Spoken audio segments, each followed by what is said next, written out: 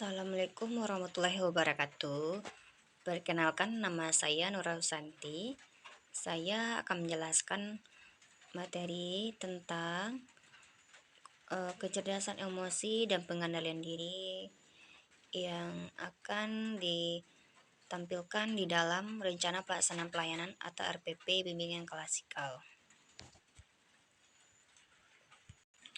Nah, terlebih dahulu kita lihat ya, tujuan dari pembahasan materi ini adalah dapat memberikan pemahaman terhadap pada siswa-siswi tentang pengendalian diri dan perlunya mentaati norma dan peraturan yang berlaku. Sebelum dimulai, kita melaksanakan ice breaking dulu ya. Silakan saksikan dengan baik-baik. Pertanyaan yang pertama adalah, gambar apakah yang Anda ketahui dari gambar tersebut? Nah, pertanyaan kedua, bisakah Anda menemukan orang pada gambar tersebut? Silakan dijawab. Jawabannya adalah bisa. Di sana ada pohon, kemudian ada gambar orang. Apa resepsi dari kegiatan ini? Kita terlebih dahulu bahwasanya kita harus mengetahui dulu apa itu pengendalian diri dan juga kecerdasan emosi. Yang mana pengendalian diri itu atau penguasaan diri self regulation merupakan satu aspek penting dalam kecerdasan emosi atau emotional quotient. Nah, aspek ini penting sekali dalam kehidupan manusia sebab musuh terbesar manusia bukan berada di luar dirinya, namun justru berada dalam dirinya sendiri. Dengan demikian, kemanapun seseorang pergi, maka orang tersebut selalu diikuti oleh musuhnya. Pengendalian diri atau penguasaan diri merupakan aspek yang perlu dilatih sejak dini. Jadi ada aspek kemampuan untuk menguasai diri yang turun dari langit, melainkan diperoleh dari proses yang panjang dalam pengalaman hidup selama berhubungan dengan orang-orang sekitar. Nah, tentang kecerdasan emosi. Emosi adalah suatu hal yang begitu saja terjadi dalam hidup Anda.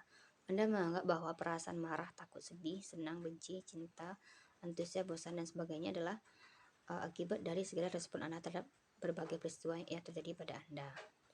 Membahas soal emosi maka sangat kait eratannya dengan kecerdasan emosi itu sendiri, di mana merupakan kemampuan seorang untuk memotivasi diri sendiri bertahan, menghadap frustasi, mengendalikan dorong hati, dan tidak melebih-lebihkan kesenangan, dan mengatur hati dan mampu mengendalikan stres. Penyebab kecerdasan emosi tinggi adalah menurut Daniel Goleman, yang pertama, kemampuan memahami atau mengenali emosi diri. Kemudian kedua, kemampuan mengelola emosi.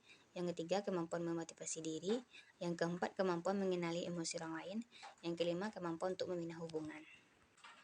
Seseorang yang secara emosi tidak cerdas biasanya bersifat agresif, ya, sering mengganggu orang lain. Kemudian cenderung berpikir negatif. Nah, sebelum suatu hal yang dia kerjakan, dia sudah berpikiran negatif tanpa belum mengerjakan suatu pekerjaan tersebut. Kemudian malas dan lebih banyak menyenangkan diri sendiri daripada melakukan suatu kegiatan yang bermanfaat.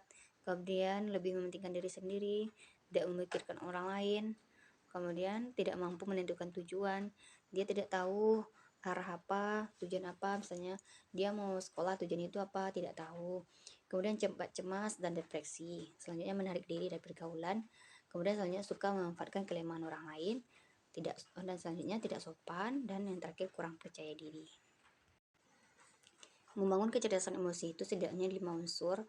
Yang pertama, memahami emosi-emosi sendiri, mampu mengelola emosi-emosi sendiri, memotivasi diri sendiri, memahami emosi-emosi orang lain, mampu membina hubungan sosial.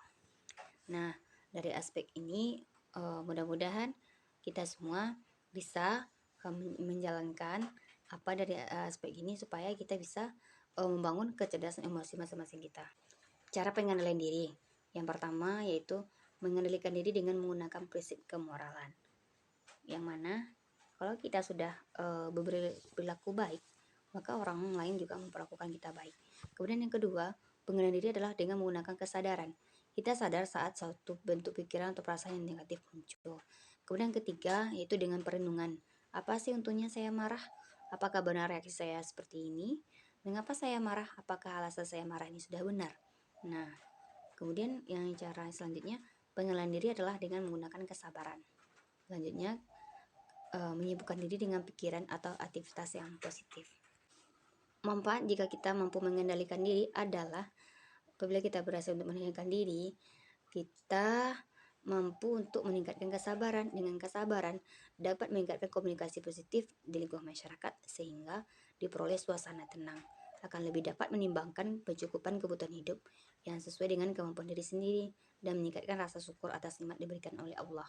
Dapat mengurangi rasa gelisah, cemas, iri, dan tidak puas yang dapat daripada semua tingkatan. Nah, terima kasih. Itulah penjelasan saya tentang materi ini yang saya kutip dari penulis buku Eliasa Imania Eva dan Suwarjo tahun 2011, permainan gift dalam BK Yogyakarta Paramita. Dan kemudian menurut Triyono Master tahun 2014, materi layanan kasih bimbingan dan konseling dan sosial Yogyakarta Paramita. Nah, kemudian juga menurut Salamet dan kawan-kawan tahun 2016, materi layanan klasikal bimbingan konseling untuk SMP MTS kelas 8 Yogyakarta Paramita Publishing. Terima kasih. Nah, itu adalah penjelasan dari saya. Jika ada salah dan jangan mohon maaf, dan saya kirim ucapan Assalamualaikum warahmatullahi wabarakatuh.